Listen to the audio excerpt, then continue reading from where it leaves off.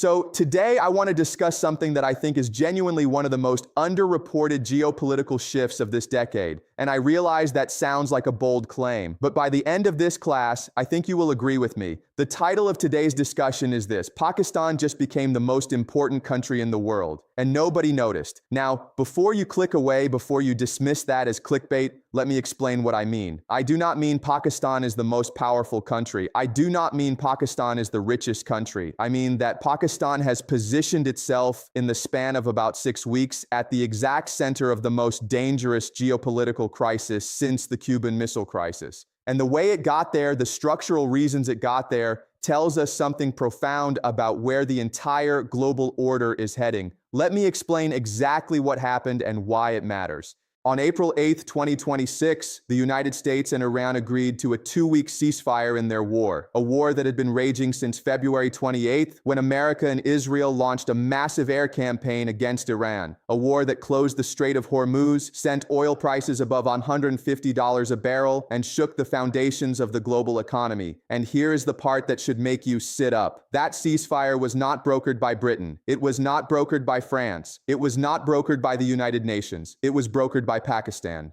3 days later, on April 11th, the Vice President of the United States, J.D. Vance, flew to Islamabad. Iran's Parliamentary Speaker, Mohammad Bagher Ghalibaf, flew to Islamabad. The highest-level direct meeting between the United States and Iran since the 1979 Islamic Revolution happened not in Geneva, not in Vienna, not in New York, but in Pakistan. And I want you to understand why. Because the answer reveals something that mainstream media completely misses. But first, let me show you the structural forces that made this inevitable. So how do I analyze a situation like this? I look at 3 things, the same 3 things I always look at in this class. First, structure. What are the deep, slow-moving forces that constrain what is possible? Geography, population, economics, resources. These are the things that do not change in a news cycle. They change over decades and centuries. Second, incentives. What does each player in the game actually want? Not what they say at press conferences, what they actually want when the cameras are off. Because in game theory, the gap between stated preferences and revealed preferences is where the truth lives. Third, historical patterns. Not because history repeats exactly, it does not, but because the structural logic of power, of geography, of empires produces recognizable patterns across centuries. If you know those patterns, you can read the present with much greater clarity. Now, let me apply this framework to Pakistan, and I want to be very precise here because the answer is not simple, but it is deeply logical. Once you see the structural picture, you will not be able to unsee it. Let us start by understanding what each player in this situation actually wants. Because as I have said many times in this class, there is always a gap between what countries say and what countries do. What does America say it wants? America says it wants to stop Iran from getting nuclear weapons. It says it wants peace and stability. It says it wants to protect its allies in the Gulf. Okay, now what does America actually want? America wants an exit. America has been bombing Iran for 6 weeks. The Strait of Hormuz is closed. 20% of the world's oil is not moving. The global economy is bleeding. Oil is at $150 a barrel. American consumers are furious. Trump's approval ratings are falling. America needs someone, anyone, to help it find a face-saving way to stop this war without looking like it lost. That is what America actually wants. A door, and Pakistan is offering that door. Now, what does Iran say it wants? Iran says it wants sovereignty, dignity, the right to its nuclear program, and an end to aggression. What does Iran actually want? Iran wants to survive. Iran watched what happened to Iraq. It watched what happened to Libya. It watched what happened to Syria. Every country in the Middle East that gave up its leverage was destroyed. Iran will not make that mistake. But Iran also wants to negotiate from strength, not weakness. It wants a mediator it can trust, one that is not hosting American military bases, one that shares a 900-kilometer border with Iran, one that has a 20% Shia population with deep cultural ties to Tehran. Iran wants Pakistan. What does China say it wants? China says it wants peace and stability. What does China actually want? China wants the Strait of Hormuz open because 40% of China's oil imports pass through it. But China also wants something deeper. China has invested over $62 billion in Pakistan through the China-Pakistan Economic Corridor.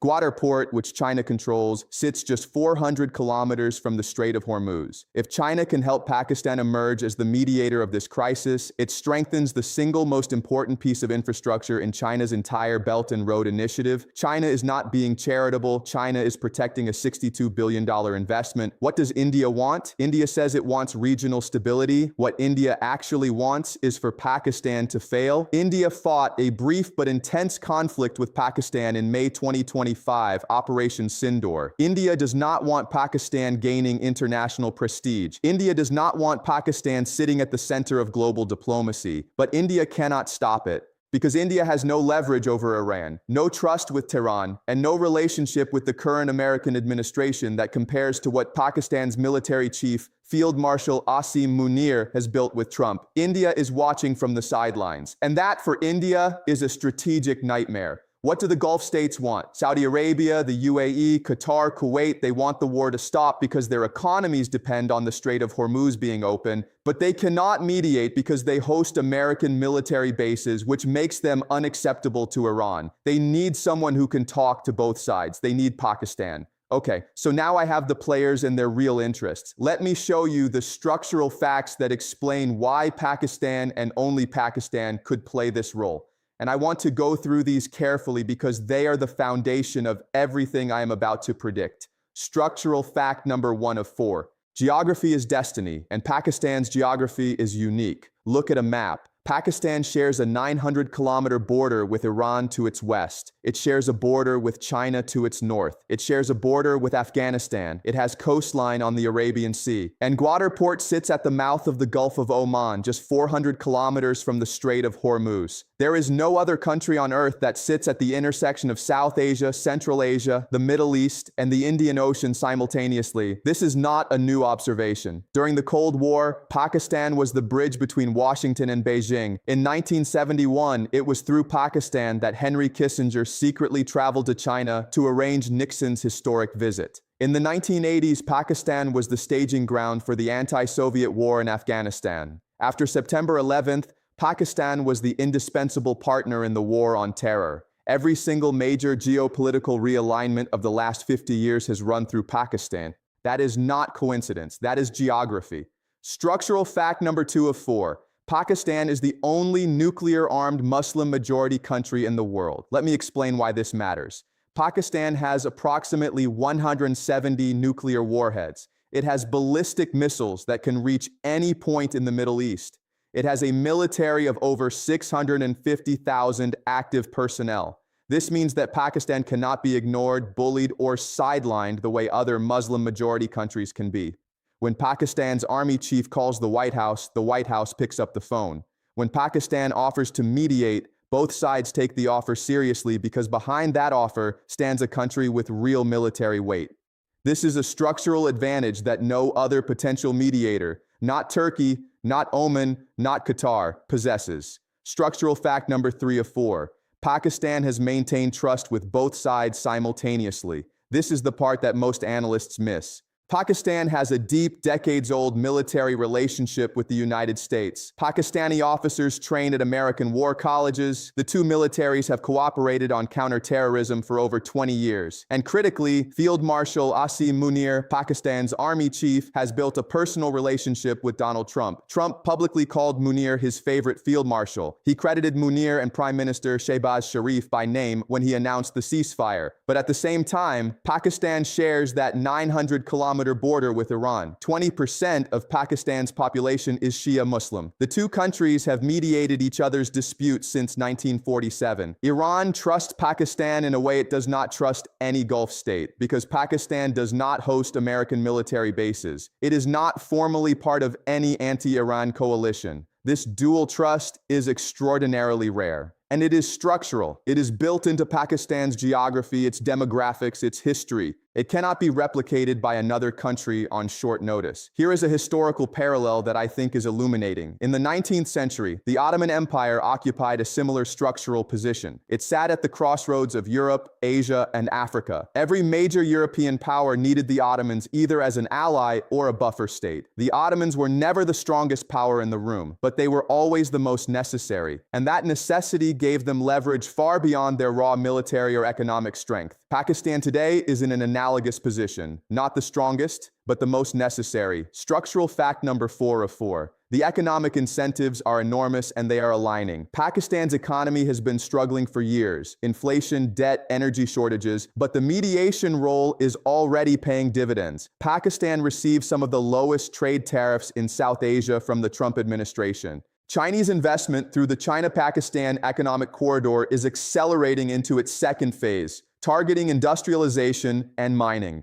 The Gulf states are offering investment and energy deals to keep Pakistan engaged. And here is a detail that most people have not noticed. Pakistan has positioned itself as a partner for Trump's personal interests, including cooperation on cryptocurrency ventures and rare earth mineral extraction. This is not idealistic diplomacy. This is transactional diplomacy in a transactional age. Pakistan understood the Trump administration better than almost any other country and aligned its offers accordingly. So now let me give you the prediction. And I want to walk through this step by step because I want you to see the logic, not just the conclusion. I believe the next 12 to 24 months unfold in one of 3 ways. And which scenario plays out depends on one critical variable. Does the ceasefire hold and lead to a broader settlement, or does the war resume? Scenario 1. The ceasefire holds and Pakistan brokers a settlement. In this scenario, the 2-week ceasefire gets extended. Pakistan continues to host negotiations. Over several rounds, a framework emerges. Iran agrees to limitations on its nuclear program, but not a complete shutdown. The Strait of Hormuz reopens under some kind of joint monitoring arrangement. America withdraws the bulk of its forces from the immediate theater.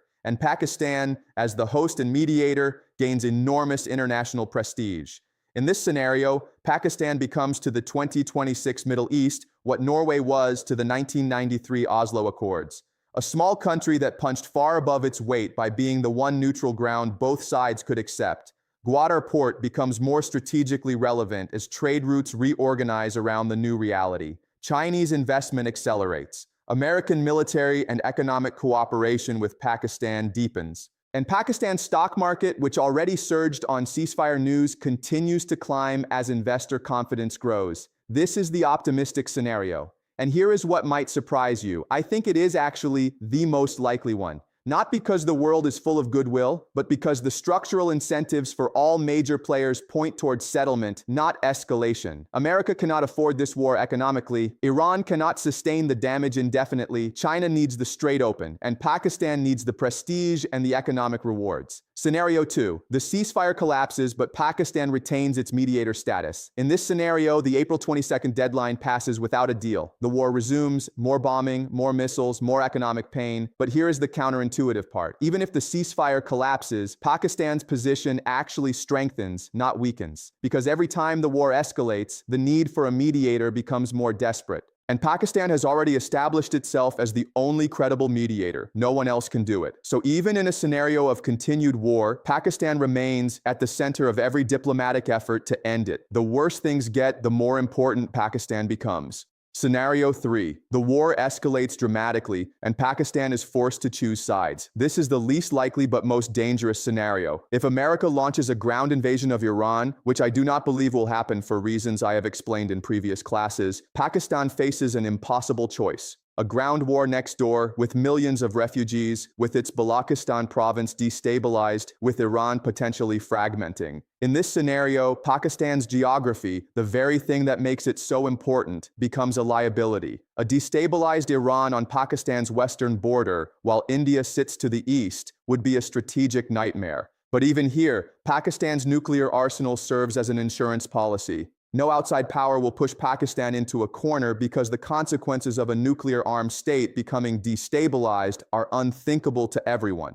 Now let me address the questions I know many of you are asking. Question 1, is Pakistan's rise real, or is this just a temporary moment? Let me be definitive about this. This is not temporary. Pakistan's structural advantages, its geography, its nuclear status, its dual relationships with America and Iran, its Chinese investment corridor, these are permanent features. They do not disappear when the ceasefire ends. They do not disappear when administrations change. The world discovered in April 2026 what geographers and strategists have known for decades. Pakistan sits at the single most important crossroads on the planet. That crossroads does not move. The specific diplomatic moment may pass, but the structural position that created it will produce similar moments again and again. I am confident about this. Question 2. Will this change Pakistan's internal problems? Here is the honest answer. Probably not immediately. Pakistan still faces massive economic challenges, political instability, and security threats. Diplomatic prestige abroad does not automatically fix inflation or corruption at home. But here is what it does do. It attracts investment. It attracts attention. It gives Pakistan's leadership leverage to negotiate better economic deals. And it changes the narrative. A year ago, Pakistan was widely described as a failing state on the brink of collapse. Today, the Vice President of the United States is flying to Islamabad for negotiations. That shift in perception matters because in international relations, perception creates reality.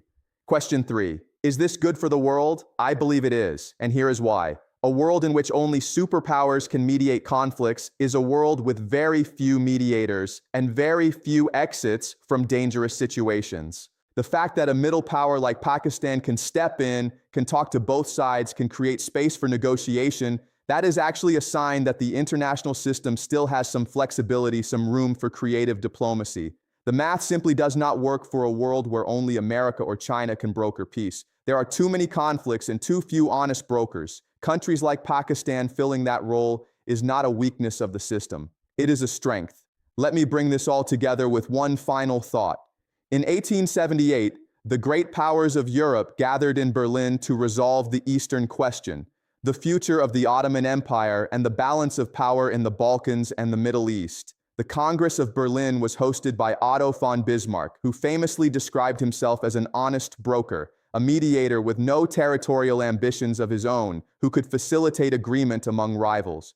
Bismarck understood something fundamental. The most powerful person in a room full of enemies is not always the strongest. Sometimes it is the one everyone can talk to. Pakistan in April 2026 is playing the Bismarck role. Not the strongest power in the room, not by a long measure, but the one that everyone needs. America needs Pakistan to find its exit. Iran needs Pakistan as a trusted channel. China needs Pakistan to protect its investments. The Gulf states need Pakistan because they cannot mediate themselves. And the world needs Pakistan because without a mediator, this war has no off-ramp. Now, I want to be clear, I am not saying Pakistan will succeed. The talks in Islamabad on April 11th and 12th ended without a deal. After 21 hours of negotiation, the obstacles are enormous. The Strait of Hormuz, Iran's nuclear program, Lebanon. The mistrust between Washington and Tehran is a sea that cannot be crossed in a single meeting. But the fact that the meeting happened at all, the fact that it happened in Islamabad, tells you everything you need to know about where the structural forces are pointing.